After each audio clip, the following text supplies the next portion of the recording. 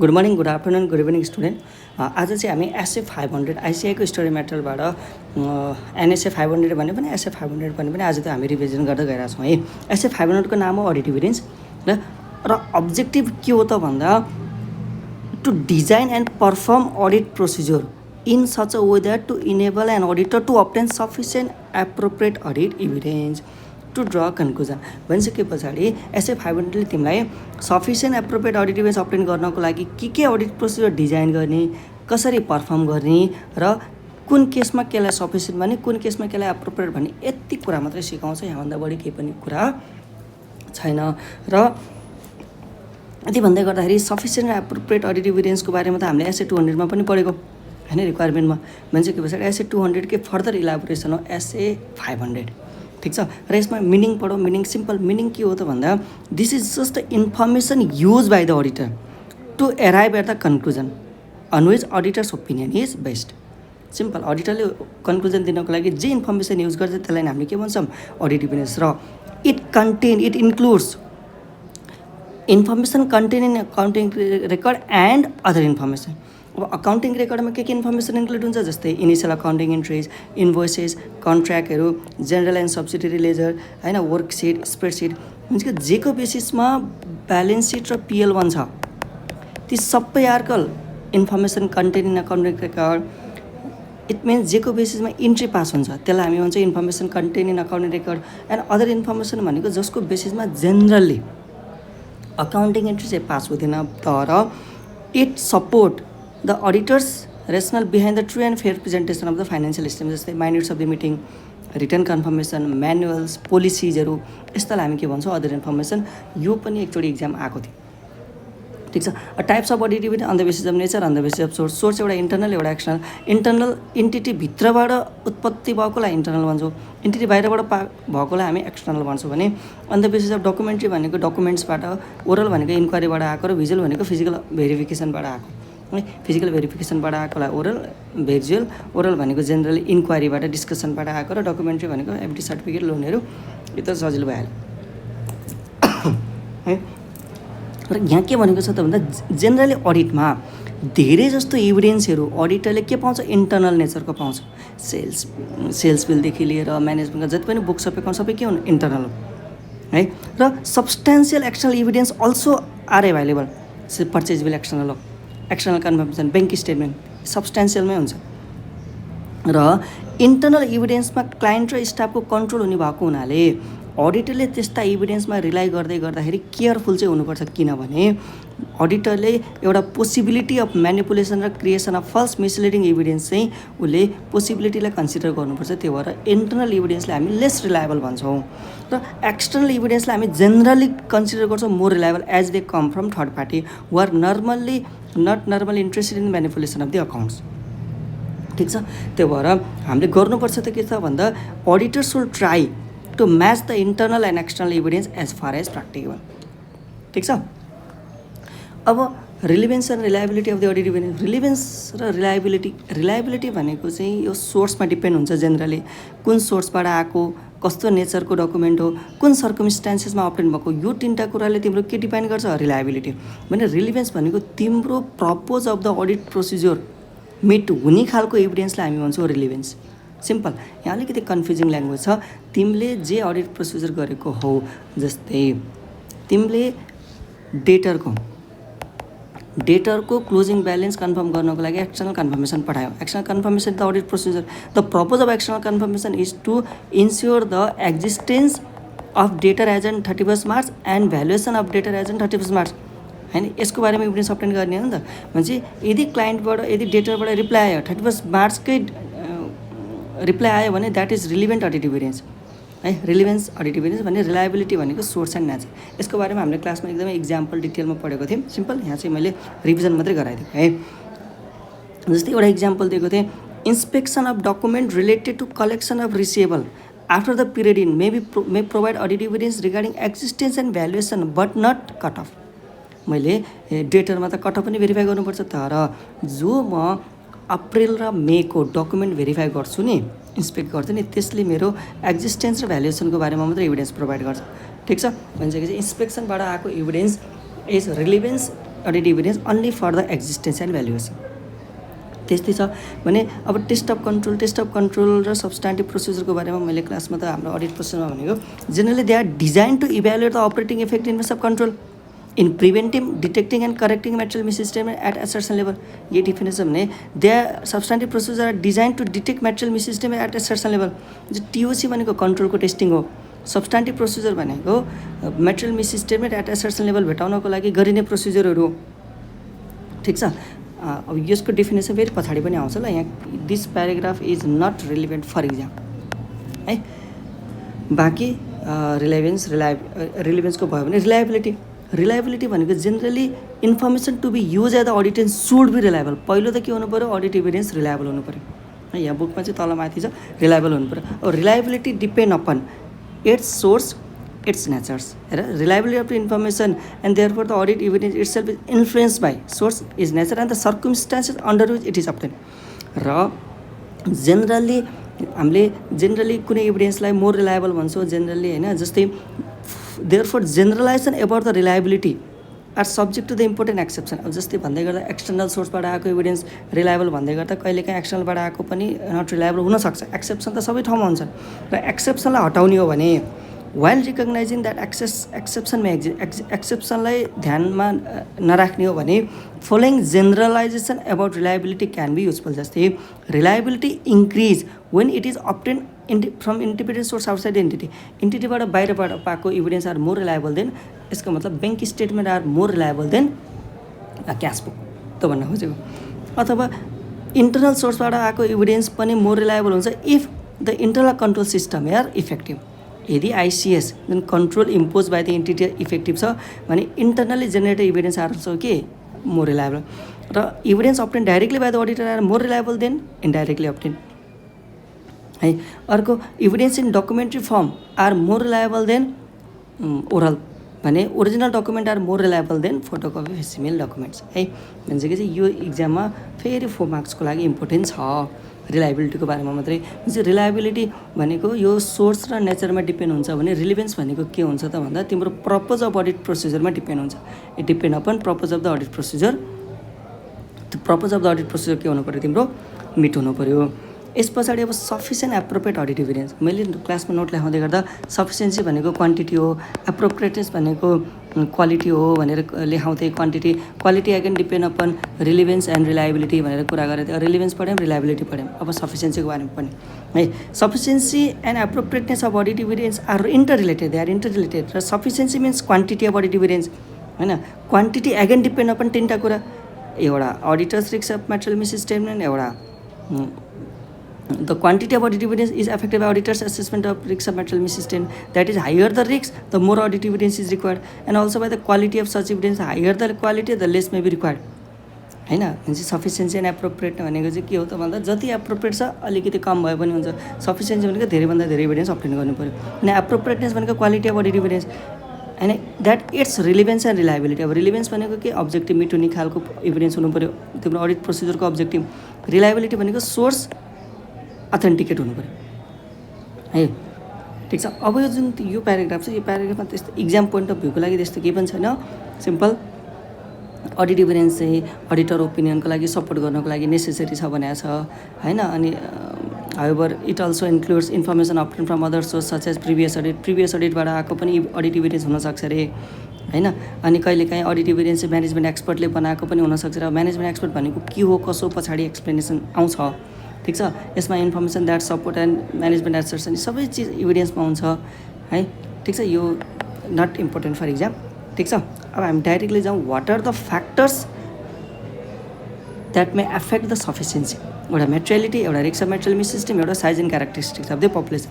Materiality, less evidence would require in case the item are less material to the users भने, but on the other hand more material to the users छ भने more evidence will require. Simple.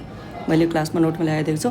Risk of material मिसस्टेटमेन्ट, अब inherent risk र control risk भने हामी audit रिस्कमा गएर पढ्छौँ है। अडिट रिस्कमा डाइरेक्टली यहाँ हामी नबुझौँ। सिम्पल। यहाँ के छ त भन्दा यदि कुनै पनि low risk of material misstatement छ भने लेस इभिडेन्स आर रिक्वायर्ड भने, on the other hand if there is high risk of material misstatement then more evidence will required.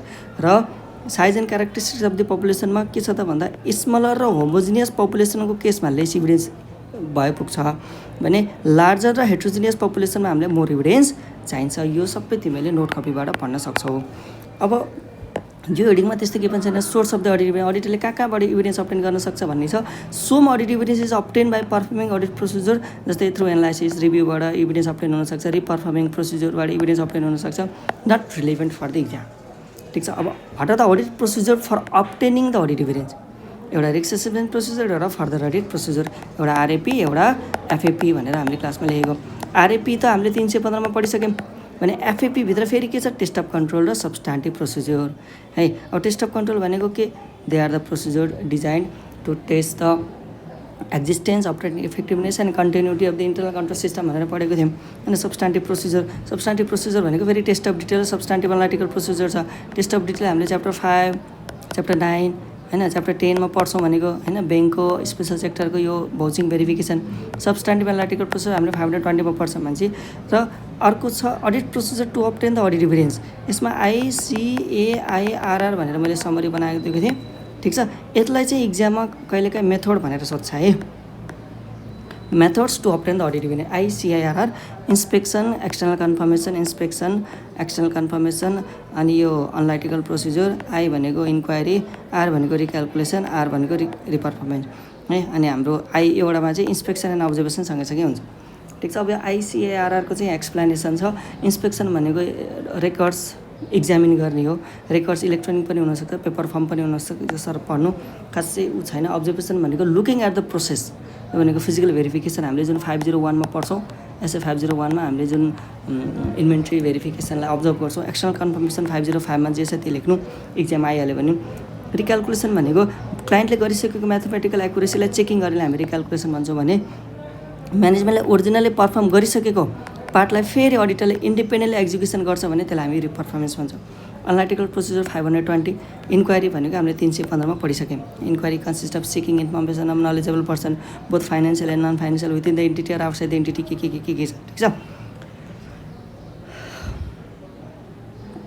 र यसमा के छ त भन्दा following points are also relevant in respect of audit process for the audit consider. जस्तै यसमा के छ त भन्दा यो लाइन हेर्नु ल। हामीले अहिलेसम्म रिस्क एसेसमेन्ट प्रोसिजरमा त इन्क्वायरी पढेको, इन्क्वायरी त्यस पछाडि एनालाइटिकल प्रोसिजर पढेको, अनि इन्स्पेक्सन र अब्जर्भेसन मात्रै पढेको नि रिस्क एसेसमेन्ट प्रोसिजरमा। यो लाइनले के भन्छ त भन्दा audit procedure inspection, observation, confirmation, recalculation, reperformance and analytical procedure often in combination in addition to inquiry may be use at the RAP रे के।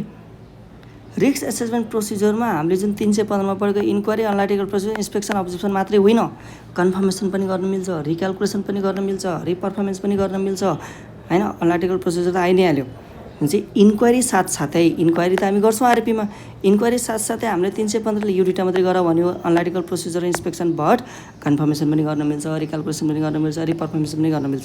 ठिक छ। र प्रिभियस अडिटमा अप्टेन भएको इभिडेन्स पनि अडिटरले के गर्न मिल्छ त भन्दा यो वर्ष युज गर्न मिल्छ है। त्यस पछाडि अब आयो अर्को रिस्क एसेसमेन्ट प्रोसिजर। यो त हामीले 315 मा पढेको है। एन्टिटीको बारेमा अन्डरस्ट्यान्ड गर्नको लागि, रिस्क अफ मेटेरियल मिस सिस्टमलाई आइडेन्टिफाई एसेस गर्नको लागि जे प्रोसिजरहरू पर्फर्म गरिन्छ ती प्रोसिजरलाई हामी भन्छौँ रिस्क एसेसमेन्ट प्रोसिजर। यो भइहाल्यो। फर्दर अडिट प्रोसिजरमा टेस्ट अफ कन्ट्रोल र सब्स्टान्टिभ प्रोसिजर छ। टेस्ट अफ कन्ट्रोल भनेको they are procedure design to evaluate the operating effectiveness of control. यसको बारेमा मैले कपीमा पुरै नोट लेखाइदिएको छु है। एक्जिस्टेन्स, अपरेटिङ इफेक्टिभनेस र कन्टिन्युटी। हामीले सिसिटिभी क्यामेराको इक्जाम्पल दिएको थियौँ। सिसिटिभी क्यामेरा भएर मात्रै हुँदैन, पहिले त हामी एक्जिस्टेन्सै गर्छौँ, भएर मात्रै हुँदैन, यसले राम्रो काम गरेको हुनुपर्छ, अपरेटिङ इफेक्टिभनेस हुनुपर्छ र कन्टिन्युस बेसिसमा 12 महिना काम गरेको हुनुपर्छ। यदि यो तिनवटा छ भने बल्ल म त्यस्तो आइसिएसलाई के भन्छु, स्ट्रङ भन्छु। र जब टेस्ट अफ कन्ट्रोलबाट मेरो आइसिएस राम्रो छ, स्ट्रङ छ भन्ने बित्तिकै म सब्स्टान्टिभ प्रोसिजर के गर्छु, अलिकति कम गर्छु। They are procedure design to detect the material mis system at certain level भन्ने पनि हुन्छ। They are the procedure to obtain the audit evidence at certain level भन्ने पनि हुन्छ। ठिक छ। सब्स्टान्टिभ प्रोसिजरमा test of detail, substantive analytical procedure. यसमा सिम्पल अडिट प्रोसिजरमा एउटा आरएपी हुन्छ, एउटा अदर प्रोसिजरलाई हामीले एफएपी भन्छौँ, further audit procedure. Further audit प्रोसिजरमा टिओसी र सब्स्टान्टिभ प्रोसिजर हुन्छ। सब्स्टान्टिभ प्रोसिजरमा टिओडी र अनलाइटिकल, यसलाई हामी टिओसी भन्छौँ, यसलाई हामी टिओडी भन्छौँ। टिओडीभित्र फेरि ट्रान्जेक्सनको टेस्टिङ भनेको प्रफिट एन्ड लसको आइटमलाई हामी भाउचिङ भन्छौँ। टेस्ट ब्यालेन्सेस भनेको भेरिफिकेसन, हामी अकाउन्ट ब्यालेन्सको टेस्टलाई हामी के भन्छौँ, भेरिफिकेसन भन्छौँ। यो हामी कम्प्लिटली गरेर च्याप्टर 5 मा पढ्छौँ, त्यो च्याप्टर 9 मा पढ्छौँ, च्याप्टर नम्बर 10 मा पढ्छौँ, ठिक छ। त्यस पछाडि अब एसर्सन, यो एसर्सन सिम्पल एसर्सन चाहिँ मैले तिमीहरूलाई 315 को नोट नम्बर 2 पढाउँदै गर्दाखेरि कन्सेप्ट नम्बर 2 पढाउँदै गर्दा auditor shall identify and assess risk of material misstatement at financial statement level and at assertion level पढाउने बेलामा पढाएको थिएँ। They are the representation by the management, नत्र नोट निकालेर हेर्नु ल, यो चाहिँ एकदमै डिटेलमा छ यहाँ है। They are the representation by the management explicit or otherwise, explicitly भन्नु नि मिल्छ, इम्प्लाइडली भन्नु नि मिल्छ। एक्सप्लिसिट भनेको लेख्नु नै, इम्प्लाइड भनेको हामीले बुझ्नु। That are import in the financial and use by the auditor to consider the different type of potential misstatement that may occur. भन्छ कि चाहिँ एसर्सन भनेको त रिप्रेजेन्टेसन बाई द म्यानेजमेन्ट। अब यो एसर्सनको डिफिनेसन अरू बुझाउनको लागि सिम्पल म एउटा इक्जाम्पलमा लिएर गएँ डाइरेक्टली। जस्तै म्यानेजमेन्टले नोट्स टु एकाउन्टमा यो जुन बनाइरहेछ नि, यो बनाउनु भनेको के भनेको छ थाहा छ? उसले भन्न खोजेको मसँग 1,17,000 को एसेट मैले अर्न गर्छु भनेको, 1,17,000 ब्यालेन्स सिटमा देखाउनु भनेको। इट मिन्स यो company is the honour of 1,70,000 asset. यो एसेटको हिस्टोरिकल कस्ट 2 लाख रुपियाँ हो, द्याट इज भ्यालुएसन। यो कम्पनी फिजिकल्ली एक्जिस्ट गर्छ भनेको यो एक्जिस्टेन्स। यो एसेट मैले युज गरेर के गरिरहेको छु, बिजनेसमा कम्पनीको प्रोडक्टिभिटी बढाइरहेको छु। यदि यो युज हुन्थेन भने त यसमा त के पनि लागेको हुनसक्थ्यो, अब्सोलेट अथवा इम्पेयरमेन्ट लागेको हुनसक्थ्यो।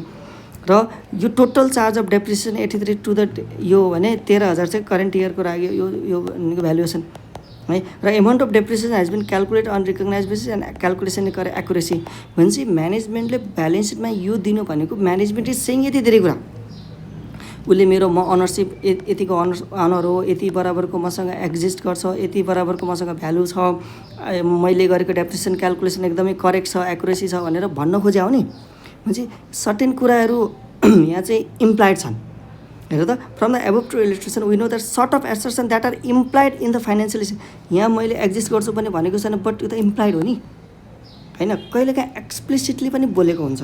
जस्तै एक्सप्लिसिटली बोलेको कुन केसमा हुन्छ त, जस्तै यो केसमा जेनरली के भन्नुपर्छ त, सेक्युर्ड लोन फोलाक भन्दै गर्दा this description does not give complete picture. त्यो भएर यसमा चाहिँ नेम अफ द लेन्डर हामी यहाँ के लेख्छौँ त, जेनरली प्र्याक्टिकली भन्दा 12% सेक्युर्ड लोन फोलाक भनेर, अनि तलपट्टि एक्सिस ब्याङ्क अथवा के ब्याङ्क लेखेको हुन्छ। भनेपछि चाहिँ जेनरली यो लोनहरू चाहिँ यसरी डिस्क्लोज गरिन्छ। यो भनेको एक्सप्लिसिट डिस्क्लोजर हो, यो भनेको एक्सप्लिसिट डिस्क्लोजर हो भने माथि भनेको जुन यसमा जुन छ नि, मेरो यति एक्जिस्ट गर्छ भनेको इम्प्लाइड हो यो है, लेखेको हुँदैन मसँग यति छ भनेर, म यसको अनर हो भने लेखेको हुँदैन, but this is implied assertion कि म्यानेजमेन्ट इज सेङ। र यस्तो केसमा म्यानेजमेन्टले यसरी डिस्क्लोज दिँदै गर्दा यो त कम्प्लिट पिक्चर भएन। We do not know the name of lender, nature of security होइन, अनि अर्को rate at which interest is payable, इन्ट्रेस्टको कुन रेट। म्हणजे यसमा 12% सेक्युर्ड लोन, अनि यहाँ सेक्युर्ड एक्सिस ब्याङ्क, अनि त्यस पछाडि के कुरा धितोमा राखेको त पनि लेख्नुपर्छ इन्डियामा त। जस्तै ल्यान्ड हो कि बिल्डिङ हो कि के धितोमा राखेको त पनि, सेक्युर्ड एसेट के हो त, सेक्युरिटी प्रोभाइडेड, यो पनि हामीले नोट्स टेकरमा खुलाउनुपर्छ। That is what the explicit disclosure, explicit assertion. उसले भनिरहेछ मेरो 12% को ब्याजको लोन हो, मेरो एक्सिस ब्याङ्कबाट लोन लिएको हो, र मैले यो कुरा धितो राखेर लोन लिएको भनेर ब्यालेन्स सिटमा भन्छ। That is explicit assertion. केही कुरा भन्दैन, इट मिन्स केही कुरा नभने पनि एक्जिस्ट गर्छ, इज द इम्प्लाइड असर्सन। चाहिँ असर्सन भनेको सिम्पल के हुन्छ त भन्दा एक्सप्लिसिट पनि हुनसक्छ, इम्प्लिसिट पनि हुनसक्छ है। एक्सप्लिसिट अदरवाइज, एक्सप्लिसिट भनेको त लेखेकै हुन्छ, अदरवाइज भनेको इम्प्लाइड, नलेखे पनि हामी बुझ्छौँ ती कुराहरू। भनिसके पछाडि अब असर्सनको बारेमा बाँकी यो क्लासेस अफ ट्रान्जेक्सन भनेको हाम्रो profit and loss, account balance भनेको ब्यालेन्स सिट, र क्लासेस प्रफिट एन्ड लस र ब्यालेन्स सिटको यो दुइटालाई मर्ज गरिदियो भने के भन्छ, यो भन्छ है। अकरेन्स, राइट्स एन्ड अब्लिगेसन यहाँ आएर यो दुइटा मर्ज गरेर यो भन्यो। कम्प्लिटनेस, यो कम्प्लिटनेस मिलेर यो भन्यो। क्लासिफिकेसन एन्ड अन्डरस्ट्याबिलिटी यहाँ गयो। भ्यालुएसन एन्ड एक्युरेसी यहाँ गयो, अनि एक्युरेसी सबै चिज यो दुइटाको मिक्स यतापट्टि हुन्छ ल। बाँकी यो तिमीहरू घर यो आफै पढ्नु, यसमा मैले धेरै टाइम इन्भेस्ट चाहिँ गरिनँ। भन्नुको चाहिँ असर्सनको मिनिङ चाहिँ बुझ्नु पऱ्यो, ठिक छ। अब यहाँ एकदमै अर्को इम्पोर्टेन्ट पोइन्ट छ, के छ त भन्दा कहिलेकाहीँ नेगेटिभ असर्सन पनि हुन्छ। के हो त छ नेगेटिभ असर्सन भनेको, जस्तै इफ ब्यालेन्स सिटमा there is no contingent liability, यसको मतलब के हो त भन्दा it is as a negative assertion. छैन भन्नु पनि के असर्सन हो नि। On the other hand if the balance sheet there is no item of बिल्डिङै छैन, मेरो प्रपर्टी प्लान्ट एन्ड इक्विपमेन्टमा के छ, सुरुमा ल्यान्ड छ, त्यस पछाडि अफिस इक्विपमेन्ट छ, त्यस पछाडि तिम्रो छ फर्निचर होइन, बिल्डिङै छैन भने this is also it would be an implied negative assertion. यसको बिल्डिङ रहन्छ भने डाइरेक्टली बोलेर एक्सप्लिसिटली नेगेटिभ एसर्सन दिन पनि सक्यौ, एक्सप्रेस नेगेटिभ एसर्सन हो यो भने यो भनेको इम्प्लाइड नेगेटिभ एसर्सन हो। यो ध्यान दिएर सुन्नु ल। जस्तै एसर्सन त एक्सप्लिसिट पनि हुन्छ, इम्प्लाइड पनि हुन्छ। यदि तिमीले मेरो कुनै पनि कन्डिसनल लायबिलिटी छैन, that is express negative assertion छैन भन्यो, यसमा तिमीले बिल्डिङ देखाउँदै देखाएनौ, प्रपर्टी प्लान्ट एन्ड इक्विपमेन्टभित्र ल्यान्ड देखाइदेऊ, अफिस इक्विपमेन्ट देखायो, फर्निचर देखायो, बिल्डिङ छैन भनेर पनि लेखेनौ, but this is implied negative assertion, छैन भन्ने कुरा बुझिन्छ। ठिक छ, यो कुरा चाहिँ नोट गर्नु। बाँकी भनेको अडिट ट्रेल यो ट्रायल होइन है, ट्रायल भनेको TRIAL ट्रायल हुन्छ, ट्रायल ब्यालेन्स, यो ट्रेल हो TRAIL ट्रेल है। ठिक छ, यो सिम्पल के हो त भन्दा मैले क्लासमा चाहिँ इक्जाम्पल दिएको हुन्छु। यो यसमा मैले इक्जाममा आइहाल्यो भने 3 मार्क्समा आउँछ, 3 मार्क्समा आइहाल्यो भने के लेख्ने मात्रै म तपाईँलाई भनिदिन्छु है।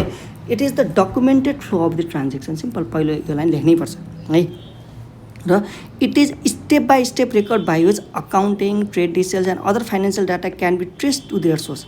मैले इक्जाम्पल दिएअनुसार ब्यालेन्स सिटबाट उल्टो जाँदै अकाउन्टिङ इन्ट्रीमा पुगेर अकाउन्टिङ इन्ट्रीबाट सपोर्टिङ डकुमेन्टसम्म आउने जुन यो स्टेप बाई स्टेप प्रोसेस छ, दिस स्टेप बाई स्टेप प्रोसेसलाई मैले के भनेको, अडिट ट्रेल भनेको। र it act as a record keeper that the document evidence of certain event procedure because of their purpose to reduce the fraud material error and other. यो भनेको it act as a record keeper, यो भनेको record हो। भएको जति पनि transaction, जति पनि इभेन्ट, जति पनि प्रोसिजर छ नि, त्यो प्रोसिजरको के प्रोभाइड गर्छ, डकुमेन्ट्री इभिडेन्स प्रोभाइड गर्छ अडिट ट्रेलले। र अडिट ट्रेल बनाउँदै गर्दाखेरि के हुन्छ भने इट इन्भल्भ कस्ट, र cost not only in terms of system implementation but also the time involve in analysing the data available by the audit trail. Audit ट्रेलले जस्तो मैले इक्जाम्पल दिँदैन, जस्तै एउटा कुनै कम्प्युटर किन्न पऱ्यो भने 13-14वटा डकुमेन्ट बनाउनुपर्छ। पहिला रिक्वायर्ड नोट बनाउनु पऱ्यो, अनि एचआर म्यानेजरले एप्रुभ गर्नु पऱ्यो, एचआर म्यानेजर एप्रुभ गरेपछि फाइनेन्स डिपार्टमेन्टमा एप्रुभल हुनु पऱ्यो, त्यसबाट प्रोक्युरमेन्ट डिपार्टमेन्टमा जान्छ, त्यहाँबाट कोटेसन आउँछ, कोटेसन लोएस्ट कोटेसन सेलेक्ट गर्नु पऱ्यो, अनि लोएस्ट कोटेसन सेलेक्ट गरेपछि पर्चेज अर्डर दिनु पऱ्यो, पर्चेज अर्डर आइसकेपछि उसलाई सामान एउटा कम्प्युटर किन्नको लागि यति धेरै डकुमेन्ट हुन्छ नि, मैले इक्जाम्पल दिएको थिएँ नि क्लासमा, हो त्यति धेरै। यो भनेको सिस्टम इम्प्लिमेन्टेसनको कस्ट मात्रै होइन, यी सबै डकुमेन्ट हेर्नको लागि इन्भल्भ भएको टाइम पनि के कस्ट हो। र यदि कुनै पनि इन्टरनल कन्ट्रोल सिस्टम छ जहाँ चाहिँ अडिट ट्रेलको फिचर छ भने अडिटरलाई के हुन्छ, कन्फिडेन्स हुन्छ।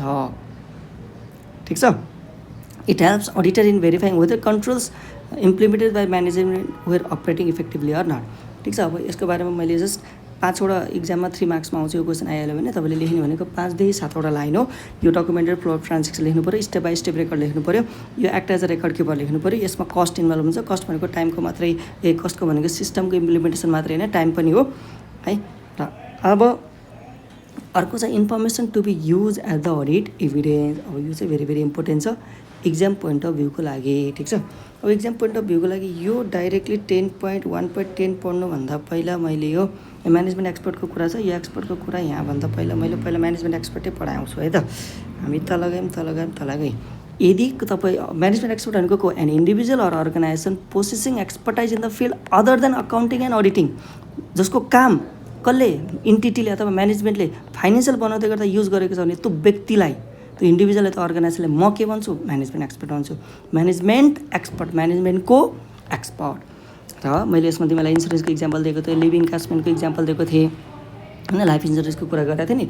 र यदि balance sheet profit and loss बनाउँदै गर्दाखेरि म्यानेजमेन्टले अरूको एक्सपर्टको काम युज गरेर त्यो ब्यालेन्स सिट पिएलमा कुनै आइटम लेखेको छ र तिमीलाई म्यानेजमेन्टले त्यसको डकुमेन्ट माग्दै गर्दा त्यही एक्सपर्टले गरेको काम दिइरहेछ र अब त्यो एक्सपर्टले गरेको काम तिमीले as a audit evidence use गर्दैछौ भने, हेर है situation, when information to be use as a audit evidence is prepared by the कसले, म्यानेजमेन्ट एक्सपर्ट, देन अडिटरले हच्चुवाको भरमा त्यसलाई अडिट इभिडेन्स मान्नु हुन्न। तिमीले के चिज चेक गर्नुपर्छ, 3टा, competence, capability, objectivity, CCO, understand the work done by that expert र evaluate the appropriateness of work done by that expert. Very very important, very very important case स्टडीमा हुनसक्छ।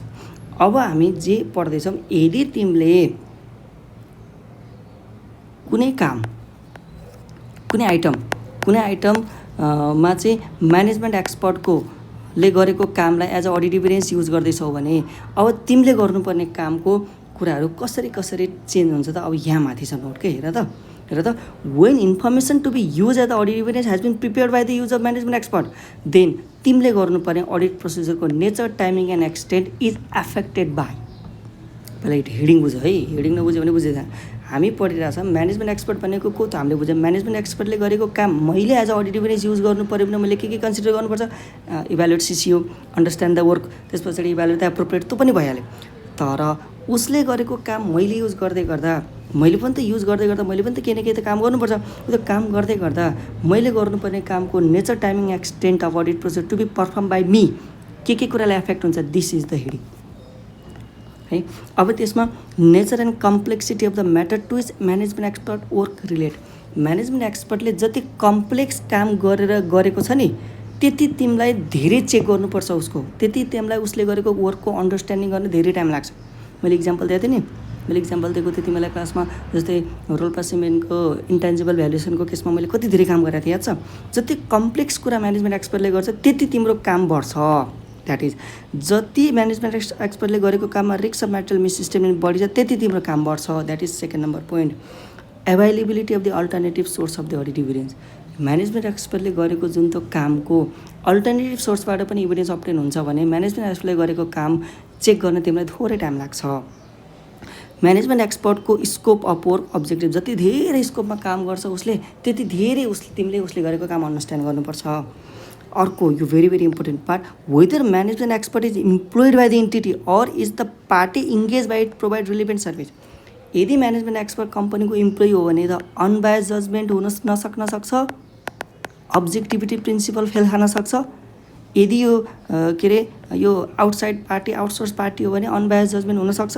मान्छे हामीले त अब्जेक्टिभिटी पनि चेक गर्नुपर्छ नि। यदि इन्टिटीको इम्प्लोइ हो, इम्प्लोइले गरेको छ र इम्प्लोइ नै एक्सपर्ट छ, फर इक्जाम्पल कुनै इन्सुरेन्स कम्पनीले एक्चुरियललाई हायर गर्यो, त्यो एक्चुरियलले के गर्यो, लाइबिलिटी निकाल्यो भने त्यो इम्प्लोइ त अब बायस्ड हुनसक्छ नि त कम्पनीको सिइओ प्रति। त्यो भएर तिमी त्यो कुरा पनि विचार गर। अर्को, the extent of the management can exercise the control and influence over the expert work. फेरि त्यही कुरा, यो दुइटा, यो भनेको तिम्रो अब्जेक्टिभिटी प्रिन्सिपल चाहिँ के हुनु भएन, ह्याम्पर हुनु भएन है। अर्को, whether the management expert is subject to technical performance standard. उसले कुनै टेक्निकल पर्फर्मेन्स अथवा कुनै इन्डस्ट्री रिक्वायरमेन्टको कुनै एउटा फर्मुलाहरू युज गर्ने हो कि उसले अब कुनै एउटा स्ट्यान्डर्डै युज गरेर लिएको छ भने हामीलाई अझै विश्वास हुन्छ। ठिक छ। Auditor's knowledge and experience of management expert, तिमीले पास्ट एक्सपिरियन्स, त्यो तिमीले एउटा यस्तो एक्चुअल भेट जसले 12 वर्षदेखि काम गरिरहेको छ, तिमीसँग 12 वर्ष पहिलाबाट चिन्छौ भने सङ्के मान्ने कुरो भने auditor's previous experience of work of that expert चाहिँ भेरी इम्पोर्टेन्ट छ। तपाईँले यत्तिकै पोइन्ट याद गर्नुभन्दा पनि मैले के कन्टेक्स्टमा यो पोइन्ट पढेको बुझ्नु पऱ्यो है। अब अर्को भेरी इम्पोर्टेन्ट, जस्तै म्यानेजमेन्ट एक्सपर्टको काम as a audit evidence use गर्दै त यो कुराहरू तिमीले कन्सिडर गर्नु पऱ्यो। तिमीले यी कुरा कन्सिडर गरेपछि बल्ल तिमीले कति काम गर्ने, के काम गर्ने आइडिया हुन्छ। अब यो अर्को हेडिङ छ, इन्टिटीले प्रड्युस गरेको इन्फर्मेसन भनेको इन्टर्नल सोर्सबाट अप्टेन भएको information. When the information produce by the entity then अब अडिटरले त्यो इन्फर्मेसन सफिसियन्ट हो, रिलायबल हो कि होइन भन्नको लागि अडिटरले के चेक गर्नुपर्छ। अडिटर हेर्दा heading, when using information produce by the entity the auditor shall evaluate whether the information is sufficient reliable for the auditor's purpose. मेरो लागि सफिसियन्ट रिलायबल छ कि छैन, including and necessary in the circumstances. उसले अब के गर्नुपर्छ, त्यो इन्फर्मेसनको एक्युरेसी र कम्प्लिटनेस चेक गर्नुपर्छ र त्यो इन्फर्मेसन सफिसियन्टली प्रिसाइज र detail for the audit purpose छ कि छैन त्यो कुरा इभ्यालुएट गर्नुपर्छ। अनि बल्ल क्लाइन्टले दिएको इन्फर्मेसन म के गर्छु, एक्सेप्ट गर्छु। क्लाइन्टले मलाई डकुमेन्ट दिएको, जस्तै मैले भने सेल्सको डिटेल दिनु, मेरो प्रफिट एन्ड लसमा 1 करोडको सेल्स छ, 1 करोडको सेल्सको मलाई सर सेल बिलको लिस्ट दिने एक्सेलमा भने एक्सेलमा बिल नम्बर 1 बाट बिल नम्बर 1500सम्म टोटल गर्दै गर्दा फर इक्जाम्पल 90 लाख छ। 90 लाखको लिस्टिङ दिएर म ब्यालेन्स सिटको 1 करोड प्रफिट एन्ड लसको 1 करोडको सेल्सलाई टिक गर्न सक्छु, सक्दिनँ। उसले मलाई जुन लिस्टिङ दिँदैछ त्यो के हुनु पऱ्यो, कम्प्लिट हुनु पऱ्यो, 1 करोडको लिस्टिङ हुनु पऱ्यो नि होइन र। चाहिँ म कम्प्लिटनेस चेक गर्छु, एक्युरेसी चेक गर्छु, कतै बिल नम्बर तलपट्टि बिलहरू सिक्वेन्समा एरेन्ज छ कि छैन, बिल नम्बर 1 2 3 4 99 सम्म छ, 100 वाला बिलै छैन, डाइरेक्टली 101 छ, खोइ 100 वाला बिल खोइ भनेर सोध्नु पऱ्यो। एक्युरेट, कम्प्लिट, सफिसियन्टली प्रिसाइज र डिटेल छ कि छैन, भरे पार्टीको नेम सेल्स एमाउन्ट मात्रै छ कि वेयर जिएसटी होइन, पहिला के अरे बिल एमाउन्ट हुनु पऱ्यो, त्यसमा ट्रेड डिस्काउन्ट हुनु पऱ्यो, अनि टोटल एमाउन्ट हुनु पऱ्यो, ट्याक्सेबल एमाउन्टमा जिएसटी जोड्नु पऱ्यो, जिएसटी जोडिसके बल्ल टोटल एमाउन्ट आउँछ नि बिलमा होइन त, यो सबै डिटेलमा दिनु पऱ्यो भनिसकेपछि यी दुईवटा कुरा चेक गर्नु पऱ्यो है। र अब अर्को छ सेलेक्टिङ आइटम फर टेस्टिङ। अडिटरले कुनै पनि अडिट इभिडेन्स अप्टेन गर्दै गर्दा अडिट प्रोसेस गर्नुपर्छ र अडिट प्रोसेस गर्दै गर्दा आइटम सेलेक्ट गर्नुपर्छ, आइटम सेलेक्ट गर्दै गर्दा अडिटरले 3टा मेन्स एभाइलेबल छ। एउटा 100% टेस्ट गर्छु भन्ने पनि पाइन्छ, स्पेसिफिक आइटम सेलेक्ट गर्छु भन्ने पनि पाइन्छ, स्याम्पलिङ गर्छु भन्ने पनि पाइन्छ। स्याम्पलिङ गर्छु भने त 530 एप्लाई गर्नु पऱ्यो है। सेलेक्टिङ 100% आइटम गर्दै गर्दाखेरि चाहिँ the auditor may decide it is most appropriate to examine the entire population if that makes of the profit and loss account balance. जस्तै कुनै केसमा जस्तै हामीले मैले क्लासमा दिएको इक्जाम्पल अनुसार म इलेक्ट्रिसिटी बिल 12 महिनाको 12वटा बिल चेक गरेर 100% भइहाल्यो। लिगल एक्सपेन्सेस म 100% चेक गर्छु। अनि म रिलेटेड पार्टी ट्रान्जेक्सन मैले क्लासमा दिएको रिलेटेड पार्टी ट्रान्जेक्सनमा के गर्छु 100% टेस्ट गर्छु। किन हामीलाई के अरे इन्डियस 24ले के भन्छ 1 रुपियाँको कारोबारमा डिस्क्लोज हुनुपर्छ भन्छ। अनि मेटेरियलिटीको हिसाबमा के यदि कुनै ल रेगुलेसन फाइनेन्सियल रिपोर्टिङ फ्रेमवर्कले तिमीलाई यो के पहिले नै डिस्क्लोजरको अथवा मेजरमेन्टको एमाउन्टको स्पेसिफाई गरेको छ भने द्याट इज मेटेरियल लेभल। त्यसको लागि त हामीले त अब जिरे मान्नु पऱ्यो, 1 रुपियाँको नि कारोबार डिस्क्लोजर दिनुपर्छ भने यस्तो त हामीले 100% चाहिँ गर्नु पऱ्यो। भनिसके पछाडि कुनै item of the financial statement balance sheet पिएलमा हामीले के गर्छौँ त भन्दा 100% टेस्ट गर्छौँ। जस्तै if population consist of small number of large value item electricity expense 12वटा bill, if there is a significant risk related party transaction म 100% चाहिँ गरिदिन्छु। और यस्तो रिपिटेटिभ नेचर अफ क्यालकुलेसन छ जहाँ सानो क्यालकुलेसनले अटोमेटिकली 100% चेक हुन्छ। जस्तै जिएसटी मैले रेभेन्यू मेरो प्रफिट एन्ड लसमा 1 करोड छ, मैले इन्टु 18% हान्ने बित्तिकै 18 लाख रुपियाँ आयो। 18 लाख रुपियाँ जिएसटी पेड भएको हुनु पऱ्यो, सिम्पल द्याट इज 100% टेस्टिङ। 1 करोडको बिलमा 18%ले मल्टिप्लाई गरिसकेपछि जिएसटी पुरै टेस्ट हुन्छ। यस्तो खालको चिजमा म के गर्न सक्छु 100% टेस्टिङ गर्न सक्छु।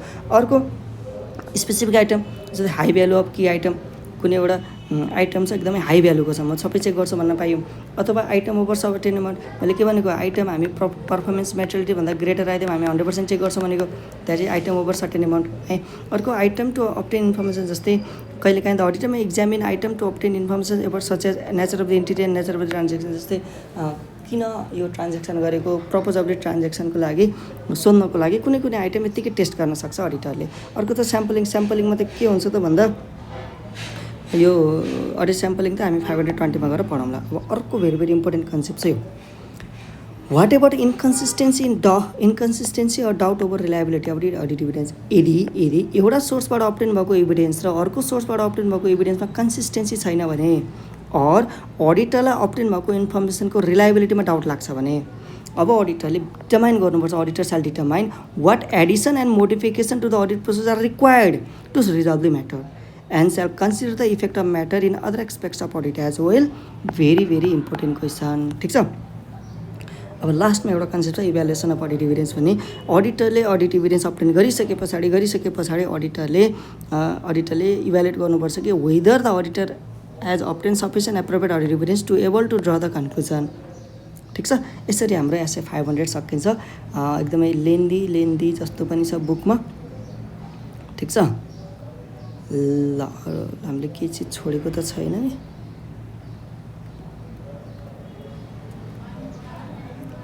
ल ह्याप्पी स्टडी, राम्रोसँग पढ्ने। By by.